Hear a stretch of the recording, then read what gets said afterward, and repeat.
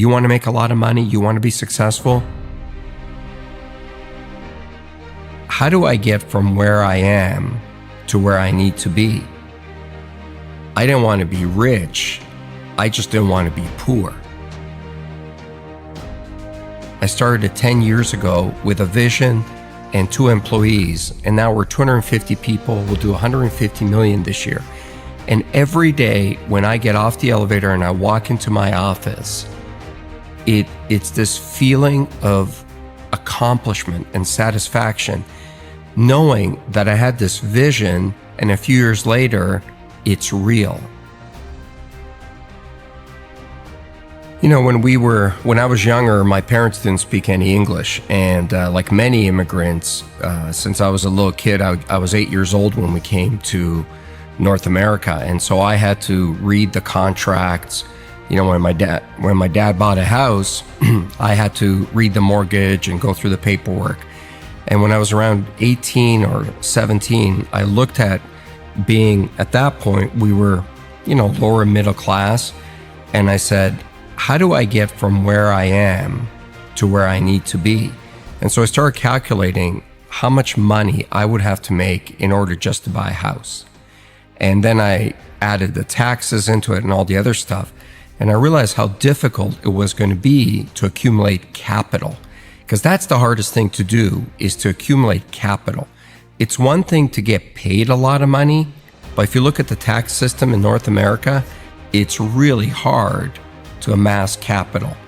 And I just decided that I didn't want to be where I was. I didn't want to be middle class or lower middle class or mediocre. I just wanted to be great at something. Because I figured out that the people that I saw that were doing great things were fundamentally great at one thing. The analogy I always use is Peyton Manning gets paid $10 million a year. He doesn't get paid $10 million a year to tackle, to kick the ball, to play defense. He gets paid $10 million a year to do one task and do it really, really well. Nobody buys from you. Nobody makes you wealthy because you're okay at something.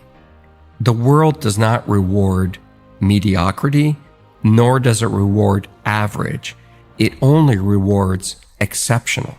So you got to find that one thing that you're good at, and you got to become great at it. Because if you focus what you're not good at and try to become good at it, you're going to run into somebody who is going to clean your clock at it. When you think about success and you think about business and you think about being an entrepreneur, everybody wants to talk about the good times. And I always say to people, it's easy to be an entrepreneur when the sun is shining. It's easy to run your own business when there's good cash flow and people love you and there aren't many problems. But have that same desire to do it when your biggest customer just left, or do it when you don't have enough cash to make payroll, or do it when you've got real problems at home and nobody cares. Being a great entrepreneur is the ability to stay focused and highly motivated when there's failure around you. It's not your ability to handle success that'll decide how successful you'll be. It's your ability to absorb failure. Not take failure, not get hit, but absorb it. I mean, absorb it with every fiber of your body. When there are those days where you feel like, I just cannot go on. Get up on those days, get in front of your team, and get them going in the same direction, and be highly motivated on those days. Because if you can do it on those days, you can do it any day. Being a successful entrepreneur is really lonely. I'm not saying that because I expect people to call me up and say, I'll be your friend and look for sympathy, but it's true. The more successful you are as an entrepreneur, the lonelier it is, because there's just less people that you can hang out with. And, you know, the bigger you are, also the bigger the target on your back. And Someone's always out to get you. When you're starting out and things aren't going well, misery really does find company. It's easy to find a lot of people to have a beer with and hang out with. But that level of focus to keep going is really difficult. And so one of the things I try to do is I look for people that have been where I want to go. And I love to learn. I've looked for many people along the way. From Warren Avis, the guy who started Avis Rent-A-Car, I used to work for him indirectly. He owned a holding company that I worked for, and he was a great guy. To people you've never heard of, to even some of the other sharks. I've learned a lot from Mark Cuban. I've learned a lot from Damon John. I've learned from a lot of people. The biggest lessons and my biggest mentor was always my dad, because that level of courage I had never seen in another human being. And when I was younger, I didn't really understand it. Once I got older, I understood the sacrifices that he had to make for me to be given the opportunity to be successful. I mean, he was 37 years old, left a communist country, crossed the border, hopped on a boat, and brought his wife and me, my mom and I, with one suitcase to a foreign country where he didn't speak the language, didn't know a single soul, and we had something like $20 in our pockets. That's courage.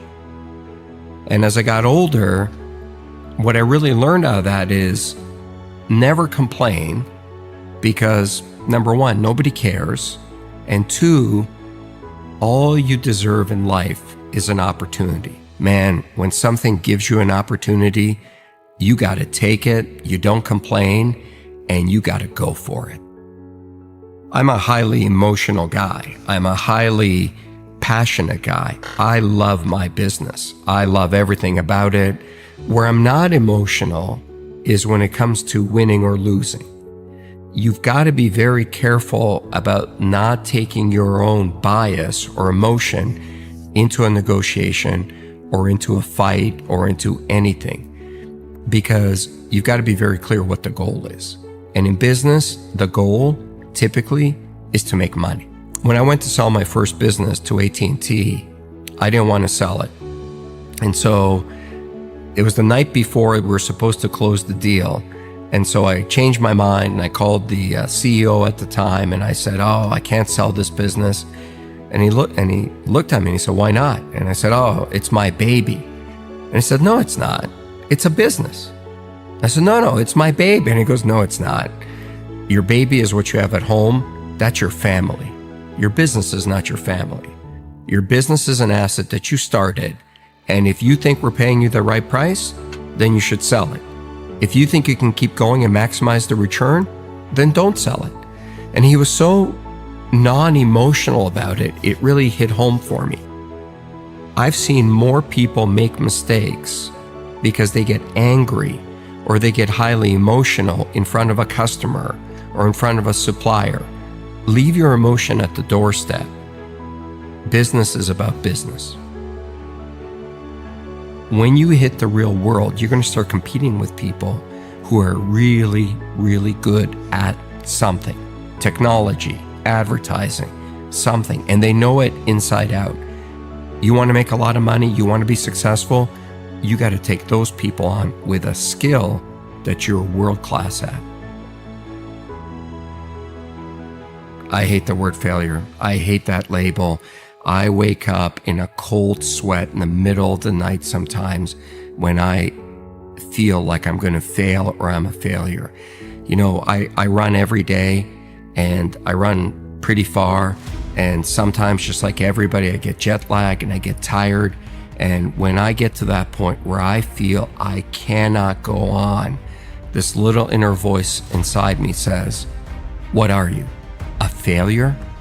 And then I don't care if my feet are going to fall off and blood is going to start dripping out of my veins. I will not stop. I hate that word. I do not want to be defined by that word.